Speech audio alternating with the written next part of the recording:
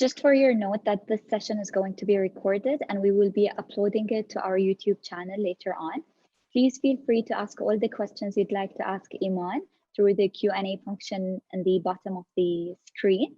And we will be able to ask and answer your questions at the end of the session, inshallah.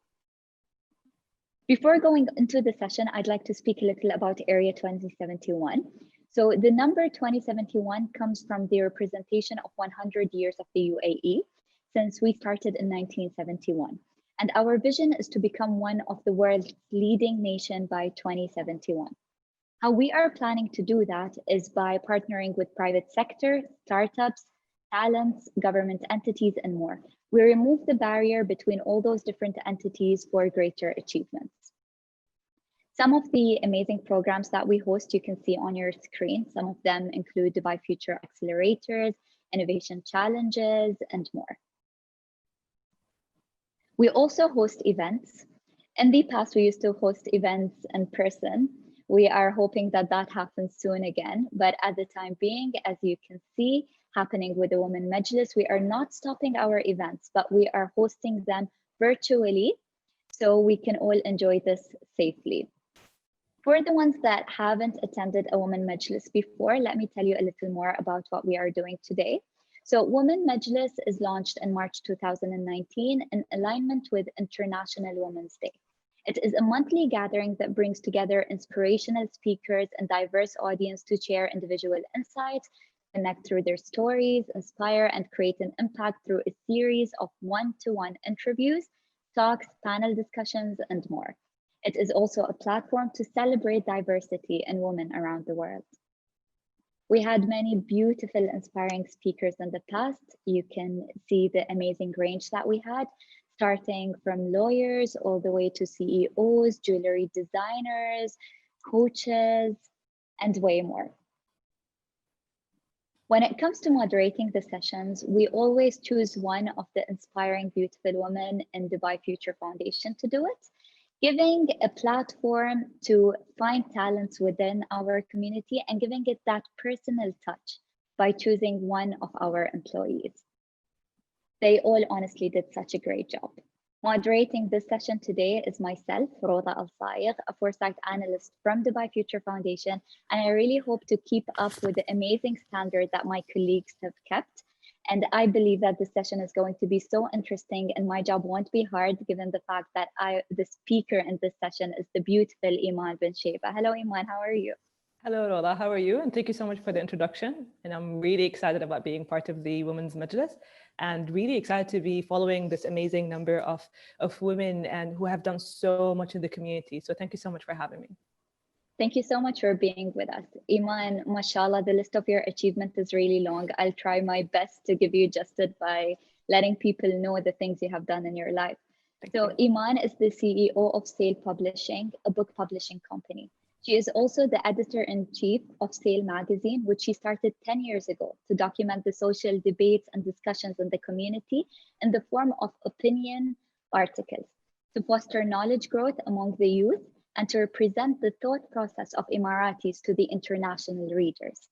Iman was recently appointed as the Vice President of the Emirates Publishers Association Board. Iman also received the UAE's Young Digital Publisher Entrepreneurship Award by the British Council. She was also chosen as a delegate to the International Achievement Summit in San Francisco and received the Young Entrepreneur Award for Startup Business Magazine, and also received the Arab Women Award in Literature. Mashallah, Iman, that's such a beautiful list of achievements. Thank you. But Thank you so much. For many more to come, inshallah. Inshallah. Aside from the ones that we already mentioned, we would like to know more about Iman. Can you tell us a little more about yourself, your personal background, where you grew up, your studies? All right. So obviously born and raised in Dubai. Grew up here, I think, well, starting with the studies, I studied computer science in Sharjah University. And following it directly, I started my master's in project management in the British University in Dubai. And at the same time with my master's, I had already started my job directly after graduating from my bachelor's degree. And it was in I'mar properties. And I was in the IT department, obviously, being computer science. And I remember it was a very heavy job. You know how private sector is. Like we would be like all the way or the whole night would be in the office. So like I'd actually get out of the office, go to my classes, and sometimes go back to the office and so on. And after I finished my studies, that's when I realized I want to do something more with my time. Yes, I still have my job, but because I had that space of time that was allocated for study, I was like, I feel like there's something I can do and I don't know what can I do and so on. And after a bit of soul searching, like they say, that's when sales started. You know, that was about 10 years ago, and it was started as a magazine. And I know we're going to talk about it in a bit. So yeah, that's where it started. Perfect. So you would say that the career shift that started was when you found your soul purpose.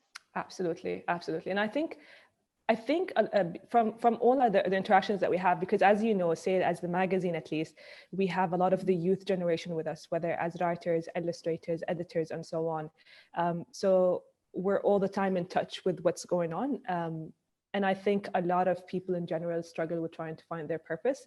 And it's so hard. I really understand it's so hard to find it. But the moment you tap into it, the moment everything becomes in flow. Like even when you find hurdles and complications along the way, it's still worth your journey. So it's just a matter of, you know, finding that right spark. Yeah. That's beautiful. Iman, working with a lot of reading and writing, has that always been something of your interest? Like, is it something you're passionate about growing up? Yeah. Actually, I know for a fact, like I remember a few years ago we were going through old pictures in the family, and like I actually found a few pictures of me like laying on the floor on like on my tummy and actually playing with my notebooks or like, you know, writing stuff. I don't know what. So reading and writing have always been a passion in my life. I remember I started reading from a very young age. I remember my dad and my mom were very avid readers. Like until now, they're very avid readers, and they've kind of implanted that from a very young age. And I remember how my dad used to read us stories before we go to sleep. So that was part of the culture a lot for us.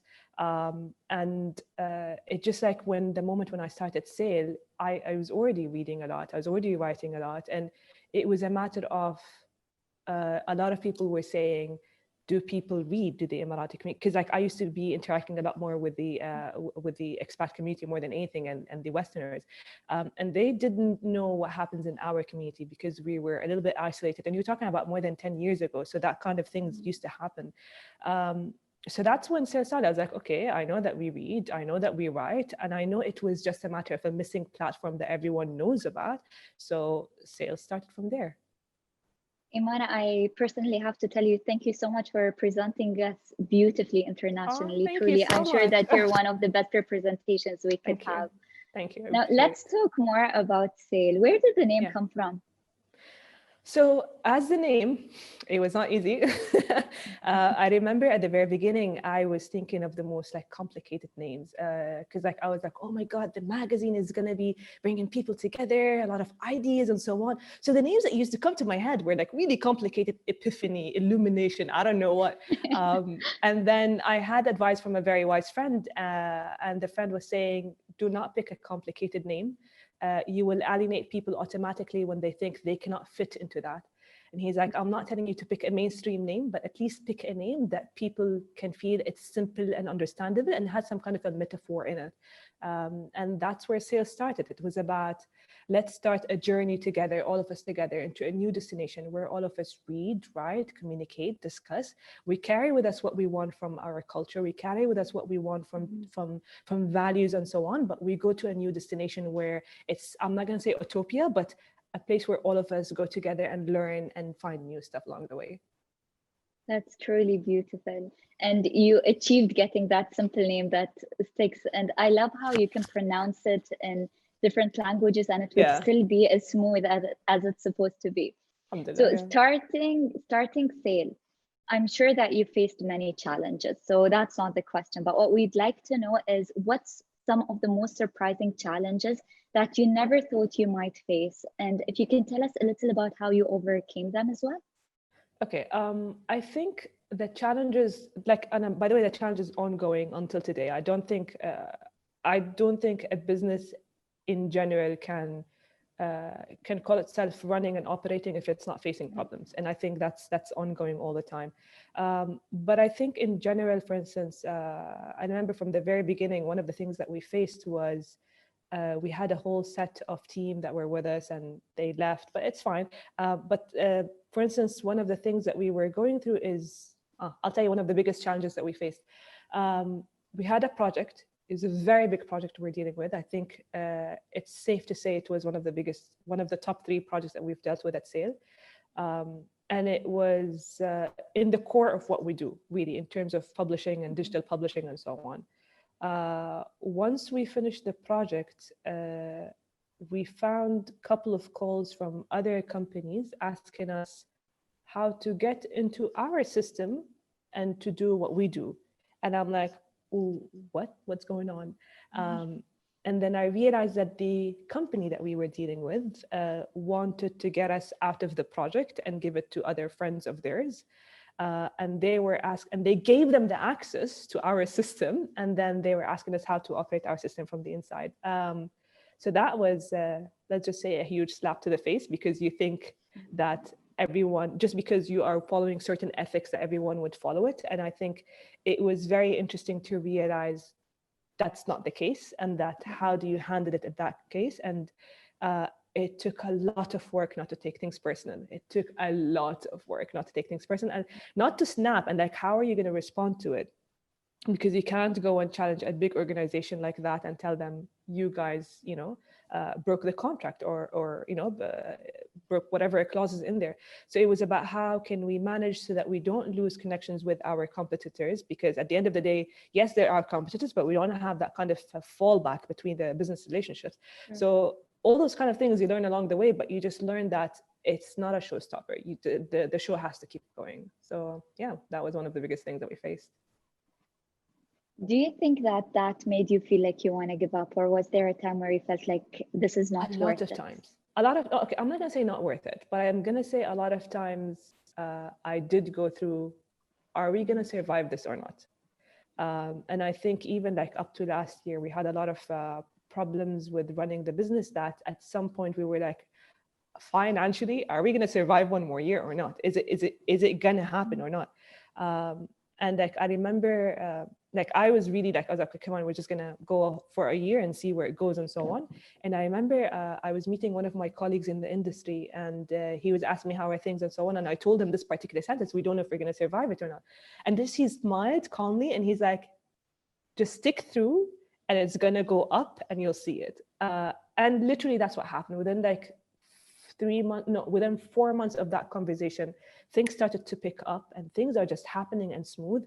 And it's just interesting what happens when you persist and you persevere through. And I'm not saying sit and do nothing, sit and work, but one day at a time, and keep trying and keep pushing and don't give up. It's not easy. I really know it's not easy, but you gotta keep going. That's amazing. So when it comes from the heart, just keep doing it, and one day Absolutely. It's going to pull up. What is your ultimate goal when it comes to Sale? Do you think you achieved it, or is it still through the process? I think it's interesting that across the years, because you're talking about 10 years, right? So it's like you're not going to have like one goal and that's it. I think one of the things I've learned along the way is to keep adapting to new goals and keep seeing where else can we go. Because if you told me at the very beginning when we started that this is where we're going to be, I would say it's like, wait, that's impossible to do. Like, what do you mean? Like, because at the beginning we were just thinking magazine, like, articles and so on. And it's like, oh, maybe the biggest dream was to go to print. Like, that was the biggest dream that we can think of, because it's an online magazine. We did go to print. We realized it was bad financially and business-wise, it's not working out and so on. So we retracted back, and then we expanded to books, and then books first digital, and then we started books print, and then we're now doing other projects and so on. It's just a matter of continuously seeing where should we go, because where we thought we should have gone at the very beginning, like, you remember when I told you we thought the biggest thing could be print magazine, and now look, worldwide, all the big magazines are retracting on their print and they're going digital and so on. And that's what we started with. So I think the essence of what the goal of sale is to provide content that's worth reading and make people fall in love with reading over and over again. I think really, really in true essence, that's what sale is about. Nice. So once you tick the box, you just keep adding to the list. Exactly. That's the way You it's have supposed to. to You go. have to. Yeah, you have to. Perfect. So, Iman, a little more about your startup entrepreneurial journey. Yeah. Like, how did it feel diving into the startup scene 10 years ago? And do you think it have changed? If you would have started sale now, would have it been easier? Easier, I have no idea. Like, I really don't know how it would be if I've started now. I can tell you, I remember I had this conversation with a friend of mine, and we were saying, had I started sale now, would it have been the same? But I think now the market is much more saturated. It's a lot different. You wouldn't have gotten the same thing. I think our biggest advantage is that we started way before anything else started. So now we already have the reputation. Now we already have the name. Now people know what sale is. Like, they come to us when they want to grow in terms of writing. They come to us when they want to join a community of writers. They come to us when they know they can get some kind of mentorship. They come to us when they know they want to cover, for instance, mental health topics and so on. So we've established a name that I think had we started now, the market was much more saturated that we couldn't have. Starting the entrepreneurial journey has been interesting because I don't think when I started it, I was thinking it's going to be a business. It was just a matter of creating content and just what are we going to do to keep it going. And I remember we got into the print, but it just, we got like advertisers and so on.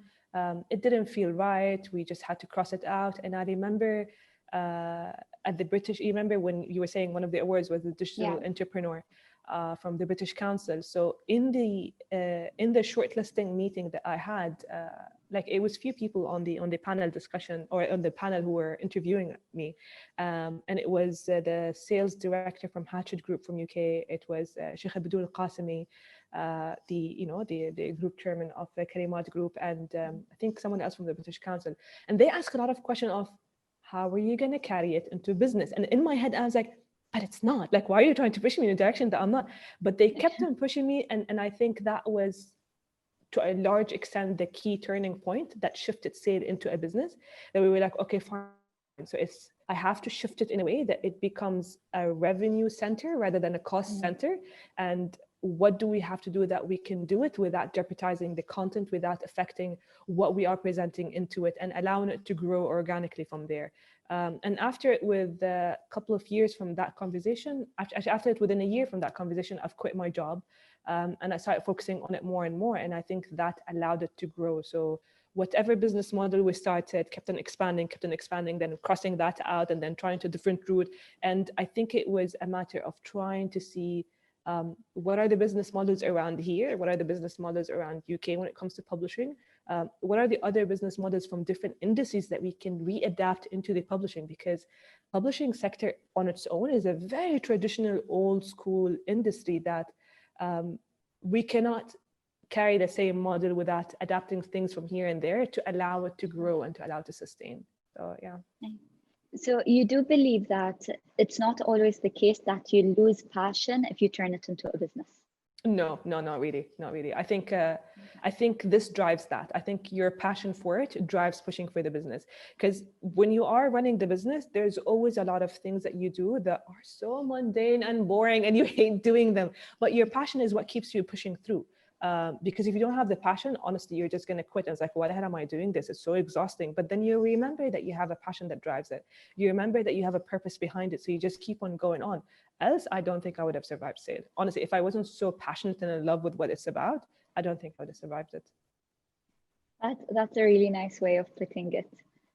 So relating it to that, now we spoke about you as as an award winner and the passion you have through it, but I would like to know you more as an entrepreneur. Mm-hmm. What does Iman look like as an entrepreneur? What does success really mean to you? I don't know what success really means, honestly. I think, okay, success is for me measured by, it's the small milestones that really matter, that kind of reminds me of why what we do matter. Because a lot of times you reach to a point, honestly, and a lot of my team know this, a lot of points we personally I reach with running sale, that you feel like it just goes down and you feel like morally demoralized, like you don't know, like where do we go from here? We've done everything. Is it worth continuing? Does it really matter? And so on. And then comes like a person who says, I've read this article that you guys published and it just made me feel not alone. And thank you so much for that. Aww. And I think it's those little things that really, really, really drive me.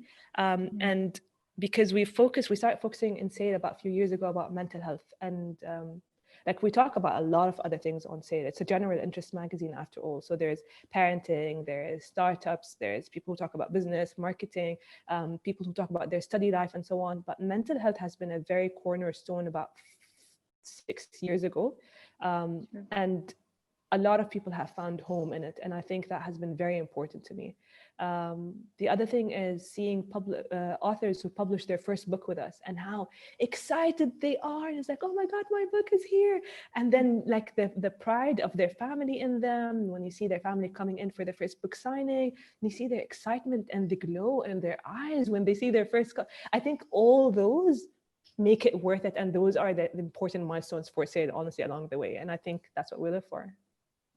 So you mentioned inspiration in the form of inspiring people. So when you inspire people, it inspires you back, seeing that effect on them. Absolutely. Is there a specific person that you'd consider as a role model other than those inspirations we spoke about? I have two, honestly, role models when it comes to, actually, there's a lot of, I think one of the things that you learn along the way is that you have to drive your inspiration from everyone that feels relevant or irrelevant. So I think at the very first point for Sale, the inspiration was Oprah Winfrey, because she had the magazine, she had the talk show, she had so on, nice. How she inspired people and so on. And I feel like, okay, this is what we're looking at. This is what the kind of intentions, the kind of inspiration that she sets is what I wanted to do with Sale as well. And then the more and more I got into the industry, I got to see a lot of people from within the industry. And I think one of the people that helped not only be a mentor, but like not only be like an inspiration, but also a mentor in a way was Sheikh Abdul Qasimi. And she actually, she kept pushing. She's like, can you like start go into books, go into publishing? We need young people. And at first I was like, but I don't think I can do that. And she's like, come on, and you have to do it and so on. And then I expanded Sale into a business and created the business license and got into books and so on. And I remember from the very beginning, she's like, come and have a meeting with the general manager at my publishing house. So you get to know all the things that you have to do with the business. And I think that has been tremendous in how, I'm not gonna say in how I run Sale, but it helped a lot in understanding everything, because specifically when it comes to publishing, it's an industry that's not really written about. It's not like, oh, start a restaurant or start a clothing line or whatever. You don't find people who would tell you 1, 2, 3 are the steps that you have to do. So that kind of meeting kind of helped a lot in understanding the whole spectrum and then trying to choose from there, what do I want, what do I not want, and so on. And I think that has really helped a lot. And until now, we're in touch, obviously, because, you know, she's the honorary chairman of the Publisher Association, and I'm currently the vice president. And again, it was her mentorship, her guidance that kept on saying, come on, you can do this, or how about joining this, or how about joining that, and would include me in conversations that I don't think I would have envisioned myself being part of them. And I think that's important. It's truly beautiful seeing that role models turn into supporters. Like the Absolutely. person that you find as a role model was actually the person who supported you. Yeah. That's very inspiring. And I am so sure that now, years after all those achievements, Iman, that you are one of many people's role models. Thank you. So for that, we'd like to thank you for all that you do. Thank you. I really appreciate it. It means a lot. Speaking about the people that you inspire, what advice can you give to aspiring writers, entrepreneurs, especially women like you, who would like to pursue a certain career that they are really passionate about? All right. So I think writers and entrepreneurs are like two a little bit different streams. For writers specifically, honestly, I think one of the things I always try to tell the writers that we have is that you gotta write because you love writing. You gotta write because you have something in you that you want to get out, and that's what you want to achieve from writing. Because when someone comes to me and they say, because we have a lot of people who would come to us and say, I want you to publish my book. And I'm like, okay, fine. What is it about? I didn't write it yet. And I'm like, what? Or they would say, it's like, when would I be able to sell like 1,000 copies? Or do you think I'll become popular with it? Or do you think I'll be? I was like, no, you're coming for the wrong purpose. If this is what you're coming for, this is the wrong purpose. I'm not saying it's wrong to aspire for it. I'm just saying this should not be the motivation of why you write. The motivation of why you write should be because you have something that you want to get at, whether it's an opinion piece, whether it's poetry, whether it's a story, whether it's a personal story. It has to be something that you feel you want to get out, whether you just want to get it out of your system, whether you want to communicate it with people. But that is the essence of it. So, and I think that's very important.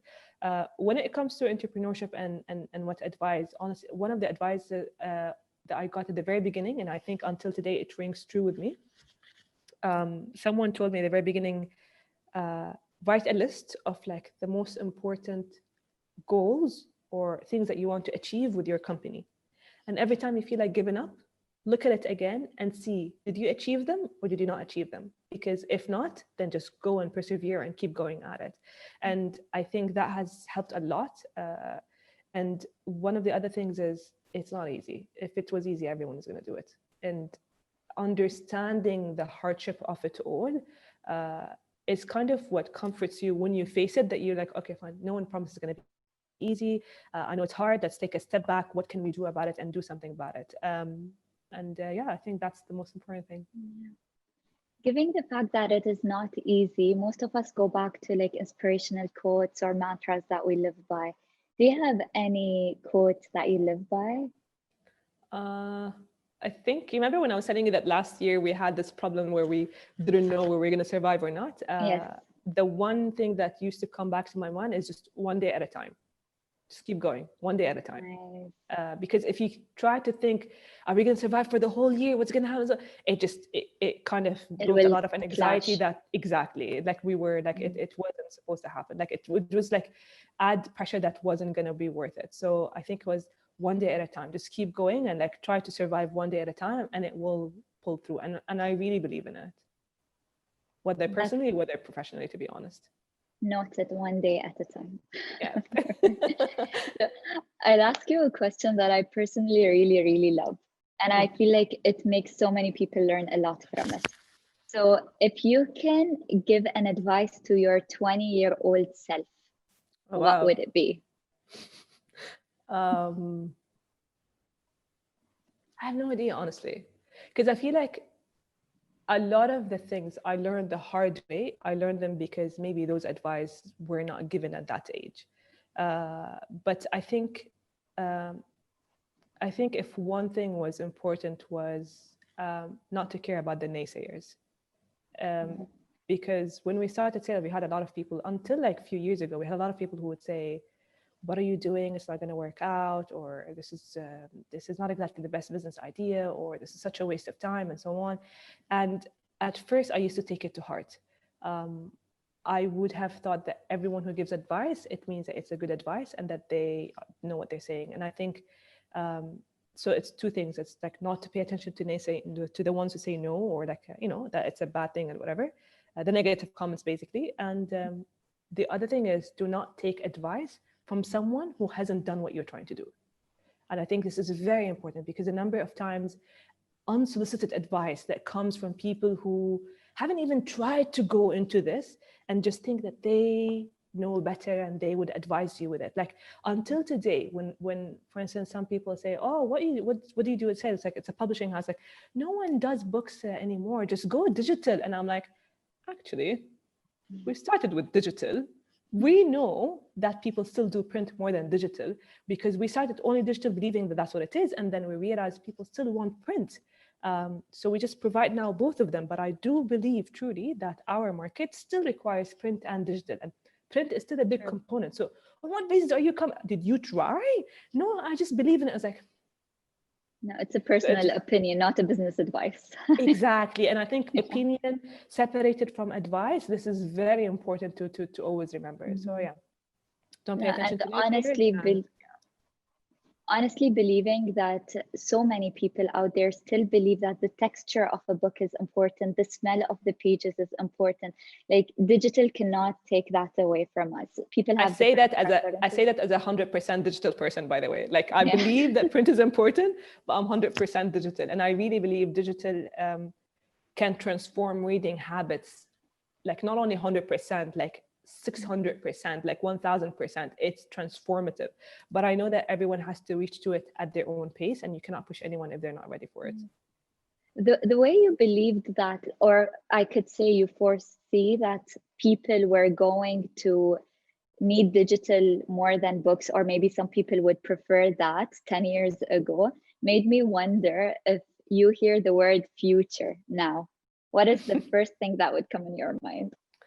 There is a quote by Oprah that I always remember when I think about future, and it's like honestly until now it still rings true. And it's when I think about the future, I just think how bright it is, because it's gonna be so damn good. Like I think wherever we're going is always way better than wherever we were, and I think regardless of the hardships and so on, I think it will always get better. With the magazine side and how the youngsters that we have in the magazine, I always think, oh my God, the future is going to be such a good place, because we have such people on the team, and I see the young generation, and I like their minds, how they function, how they work. Wow, like I'm blown away every day. I'm like, you guys, like the future is in a safe hands because we have people like you guys. And like Roda, you're one of them. I really believe in all what you do. And I really believe that people like you and your generation are gonna set our future to amazing places, because you guys have that genuine feel and that real drive to make things better. And I think it's stronger than any generation from before. I'm truly touched, to be honest, and on behalf of our generation, I would like to tell you that without the steps that amazing people like you have taken, then we wouldn't have known where to go. So thank you so much. And until now, you're giving us the time and taking time from your valuable schedule to attend seminars like this. We have to. That's what they call it. It's pass it forward, right? Like I had people, like I told you, Sheikh Abdul gave me her time. So I really believe that it's an ongoing thing that you have to, because you never know who you're helping at any point of time. And if you manage to inspire one person at the end of the day, your task is and that person inspires another person, and that person inspires another person. That's how it goes. That's beautiful. So Iman, I'd like to do something very so fun. Before we open floor for questions, I would like to invite you and the audience as well. You can join us for a rapid fire chat. All right. Sleeves up. I'll mention a few words and you will need to choose an answer quickly. All right. For the audience, you can answer in the chat box below. So, are you ready? Let's do this. Come on. Coffee or tea? Coffee. All reading the way. Or reading or writing? I want to say both. Really both. I don't think you can. Personally, I'm passionate about both. You cannot choose. No. Okay. Favorite book? Tuesdays with Morrie for Mitch album. That's interesting. I love that book. I think that's the one book I've reread so many times in my life. Okay, not so many, but like at least that's the most book I've reread in my life, as audio and as text. It's that important for me. We had someone commenting that their favorite book is The Little Prince. Oh, that's so cute. That's nice. So, takeout or home cooked? Home cooked. You can be honest. You can be honest. Like, see, takeout is like, it's the perfect comfort food that you need every now and then. But other than that, the default should be home cooked for me. So can Iman cook? Yes, you can. Nice. Nice. What's the best thing you can cook? I've once done something that's called Greek lime chicken, and it was a complete different like recipe, and I like, I loved it. So yeah. Sounds really nice. Yes. I think everyone would like now an invitation next Thursday. Iman's yes, home. ma'am. Perfect. So what's your favorite food? Burgers. Nice. Now we can be friends. Told you. But add fries on a side. Fries should be included. Sure, absolutely. One burger can Five go Guys? down without fries on the side. Ah. Yes. Perfect. So Five Guys on me, but the lemon chicken you mentioned is on you. Yes, ma'am. I'll do that. Perfect. If you had one superpower, what would it be? Like if I have it or if I wish I could have it? If you can have one, anything. Oh, interesting. I think move between places in a split of a second. That's what I answered. I'm like, it's teleporting. I'm like, imagine how much time you save and how many things you can do. Oh my Lord. Exactly. Really? Completely. No, not friends, best friends at this point. Khalas. There you go. Soul sister. Perfect. So I'd like to thank everyone for joining our rapid fire. Now we will read out questions that are submitted in the Q&A box. Feel free to submit your questions if you haven't done so yet. And we will answer them right after the final question I have for Iman. All right. So Iman, do you want to add anything else that you would like to be covered before we get to the questions?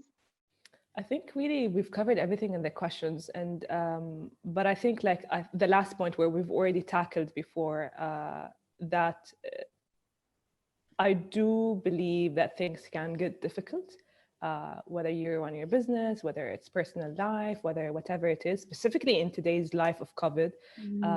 And I really believe it's a matter of taking it one day at a time and to persevere through it all. And I think it's very important to lean on our people who are beside us and try to get the support from them when we can. But I think it really is about persisting through what you're doing, whether personally, whether professionally. So yeah. That's a very nice way to put it. So are you ready for the audience questions? Let's bring it on. Let's bring it on. So we have Sadia, first of all, thanking you for the interesting webinar. And she's saying that it's very hard to make sense that the publishing world and how to work with it. She feels like she is where Sale is 10 years ago. Oh, wow. And she was asking if one of the things that you offer is if she can approach you for advice or mentorship, and how would that be possible? Absolutely. Just reach out to me on social media or on an email. And like social media for Sale, at least specifically, it's on Twitter, on Instagram, it's at Sale Publishing. For my personal Twitter, you can reach out for me. It's at Iman Ben Chaibah. And just we'll take it up from there. Take it up on DMs and we'll take it up from there. Perfect. That sounds very interesting. I might send something soon. And we have an anonymous attendee asking, for those who are not fans of reading, but want to start, which book would you recommend that will encourage them or get them interested to start reading? I think what's very interesting to understand that when people are not interested in reading, it's not because they hate reading as much as it's about they never found the one book that interests them. And there's not one book that works for everyone. I think everyone is different. So for instance, one of the first things that a person has to know is, what is your interest? Like, do you like stories? Do you like real books, as in like nonfiction? Because like, for instance, personally, I prefer a nonfiction over a fiction, but fiction always for me is a guilty pleasure that I go back to. But under fiction, there's so many genres. Like there's fantasy fiction, there is science fiction, there is like, you know, the contemporary fiction, there is fiction on race, fiction on history, and so on. And I think it's a matter of knowing what do you really like, and then try to find a book from there. And it's very important to start with short books that are like 100 pages or such a thing, because you want to start small and grow from there. It's like a muscle that you're trying to practice. So you can't jump into the marathon without doing a couple of 500 meters, 1 kilometer, and so on. So I think it's start with a small book, but try to find what's the interest that you love and you're passionate about, and find a book in that arena. So. Very interesting. So there is a question that is similar to this question, but it kind of takes another step. So if you had to pick your top 3 books, so you just said that you have to find your interest and then go into what books you want. Do you have a top 3? I have like top 100, but okay. So obviously we mentioned Tuesdays with Morrie as one. Another book that I loved reading and I went back to a few times is حياة في الإدارة for Dr. Ghazi Qsaybi, الله يرحمه. A third book. Now, which one would I have repeated? I'm trying to think. I love poetry by Nayira Wahid, and I think I've reread her poetry so many times. She has two poetry books, one called Salt, one called Najma, and I've reread them occasionally every year or so, and it's just it speaks to me personally. It doesn't necessarily speak to everyone, and I think to me it does. That's a very nice list. I love it. And like diverse, yeah? Like you've got non-fiction, you've got Arabic, exactly. you've got poetry. No, to be very honest, الحياة في الإدارة, I personally read it, and it's one of the most amazing things that I've read in my life.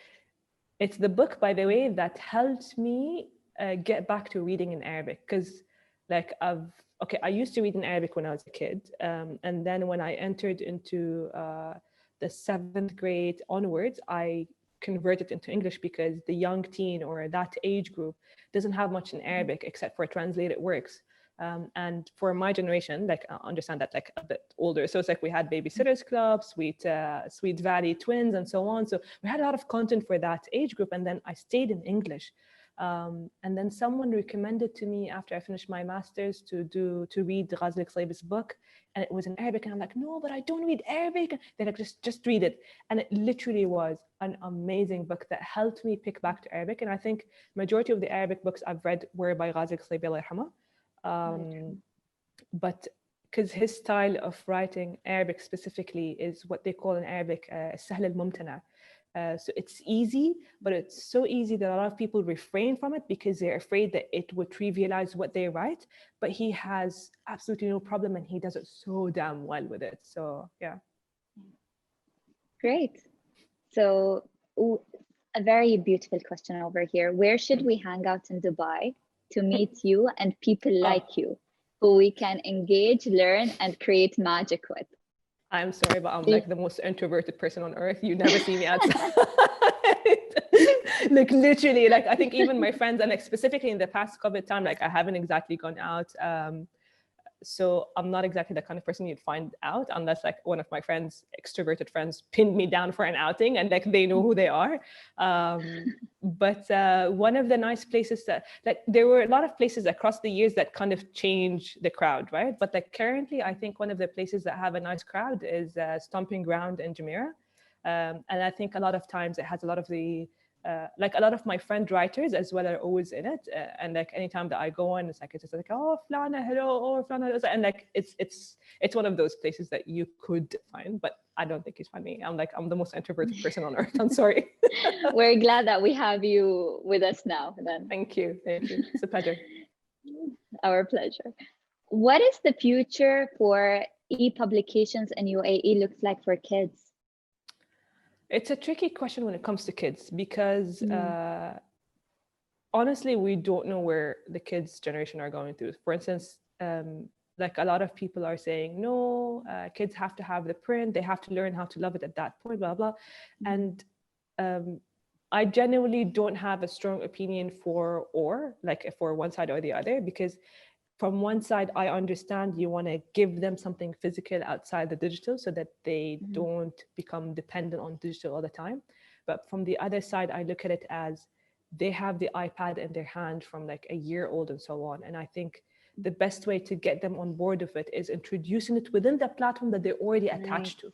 Because why introduce something and force this thing that they love out of their hand? They're going to end up hating it. But I think it's not one or the other. And I think because like, for instance, one of the debates that always go on is like, will we always have handwriting, or are we at some point going to disappear from what handwriting is about, because everyone is going to be typing everything. So does removing the handwriting from people's life, does it eliminate something out of the psychology and the brain functions?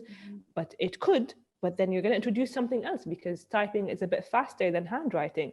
And then you end up having more clear stuff. And like, it's just a matter of like, we really don't know. We're trying to play with what factors do we have, but I don't think we know. So when it comes to kids' books in general, I think it's a preference of parents. You cannot enforce something. And I think it's whatever a parent is comfortable with. I think eBooks for kids are very useful because, at least you have something entertaining for them in the device that they're holding all the time. But I think we got to play with both print and digital at this point, at least, until we know better. Perfect. Yeah. So another question says, as a writer, how to take my writings to the step of publication? First of all, it depends on if the writing is poetry or fiction or nonfiction. And I think the first step is to actually finish a manuscript, finish a whole book. A lot of people say, when do we know it's finished? Specifically when it comes to poetry, because it's not a story to finish. So when do they know that it's done? And it depends on different publishers that have different criteria. We used to ask our aspiring poets that they have to finish at least 100 pages. But now we actually look at it a bit smaller and we say, if you finish at least 70 pages, it's fine, let's work on it. And we could consider a bit less, but we try to push because imagine yourself coming into a poetry book and you're really enjoying it. And then 50 pages, like someone even once published for me 20. And I'm like, what am I supposed to do with 20 pages? Wow. Before it even starts, it finished. Set aside the fact that you have an incomplete work. It's just a matter of think about the reader, the moment they got attached, the moment you disconnected, and how abrupt it could be for them as an experience. So first of all, finish your book. Feel comfortable with feeling that it's completed, because I know a lot of the writers are perfectionists and they feel like, oh, it's not complete yet, I still want to add and so on. So first of all, I think it's, when do you know it's completed? Then reread it, edit again. And I think you need to do that with a break between each reread and the other, at least a week or so that you can have a fresh eye. Once that is complete, send it to friends, get their feedback. But friends who read, please do not give it to people who don't read and ask them for opinion, because that doesn't work that way. Once that is done, then start approaching publishers. Don't approach before, because you're going to have an incomplete work that might result in getting you rejected, and this will break you a lot and you won't have the guts to try again later on. So, when you said about having the book not completed and being attached to it, it took me to the time where you get attached to a TV series and then suddenly they stop funding it and oh it my stops. God, seriously. It's the number of TV exact shows same that feel. happened. Yeah. So you don't want your readers to feel that. Absolutely not. Absolutely not. Yeah. So Iman, Mariam is asking, during the time you were working full-time and running sale, how were you able to manage both? It was not easy, but I think at the time, because I've done it on 2 jobs, I think it helped me survive my work.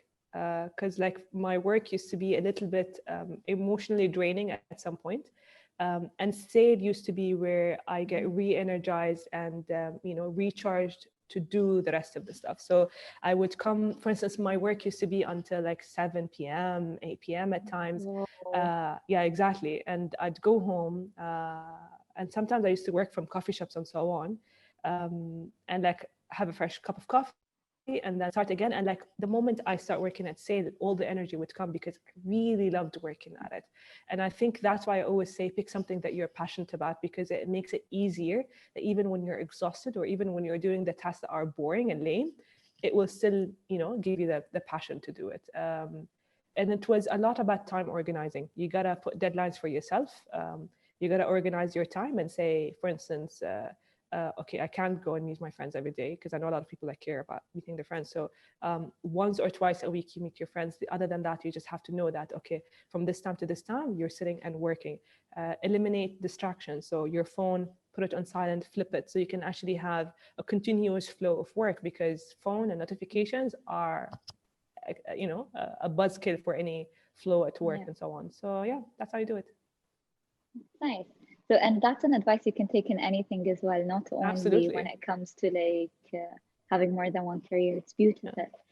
So we have another person from the audience asking, what is your advice for someone who's considering a career change?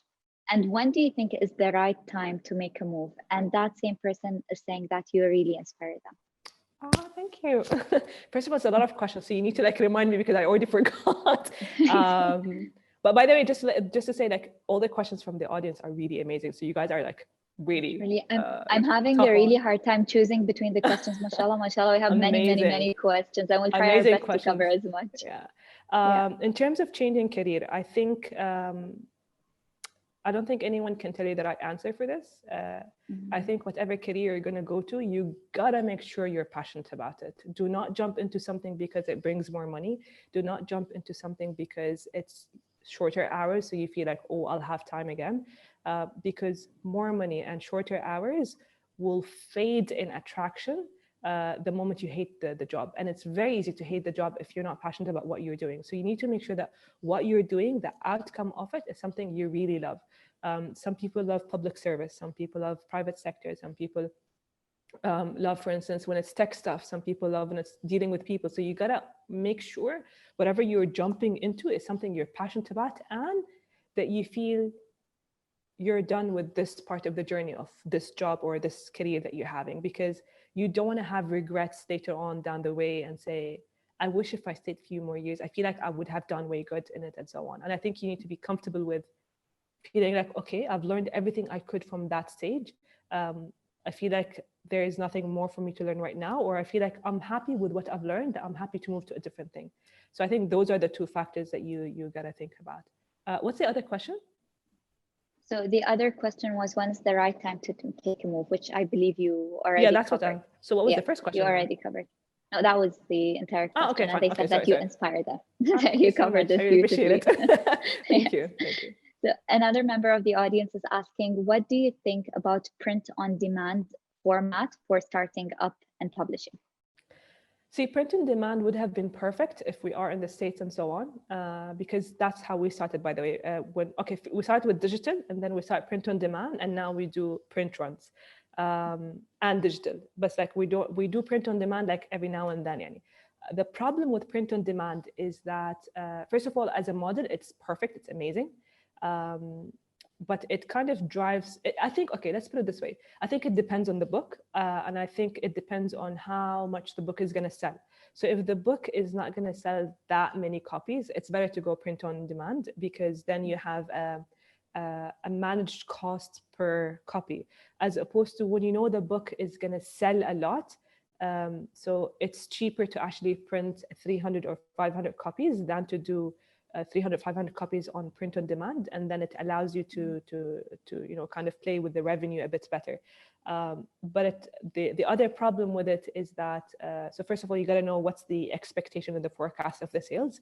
And the other thing is, when authors go print on demand and they don't go through a publisher, you risk losing a lot of other stuff. So in our market, a book can only be in a bookshop and can only be in a book fair if you are selling it through a publisher.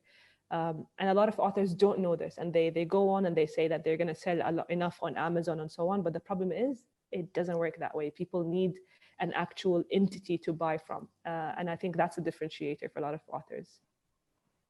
Perfect.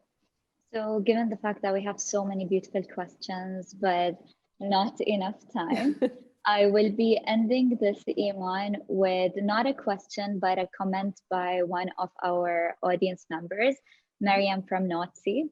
She says that... I love what you do, Mariam. What you do is amazing, and you are incredibly creative, and I love everything that you've done.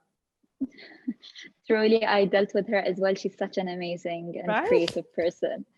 She says that it was a pleasure working with you, and that she was looking forward for today's talk, and it was as expected. And she says that she gives you much love.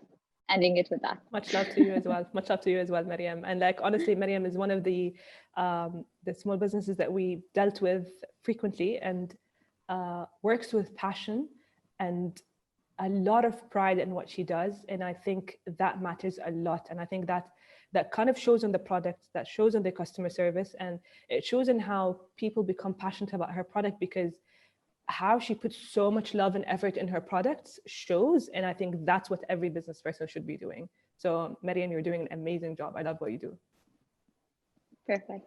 Iman, I'd like to thank you so much for the amazing webinar, the amazing advices. We truly take it to heart. And anything you'd like to end with? We never get enough of all the Thank beautiful you. things that you were saying. Thank you. I think we've done. I think we've covered a lot of things, and thank you so much, Area 2071, with the interview with the entire Emirati women Majlis, with the women Majlis, with this amazing webinar. And thank you, Rola, for like leading the conversation so amazingly. And I told you from the very beginning, you're the boss. You're gonna lead the conversation as you wish. You made it easy. You made it. I always say, like, when it comes to sessions, it's a dance. So absolutely. it's like it has to flow. yeah, absolutely. And thank you so much. And thank Perfect. you so much for the audience for watching. Thank you so much for the amazing questions that came through. I really had a great time, and I hope you guys as well enjoyed it. Perfect. The audience did an amazing job. I'd like to thank you as well. Thank you for the beautiful questions that added to the session. Thank you for making the session what it is.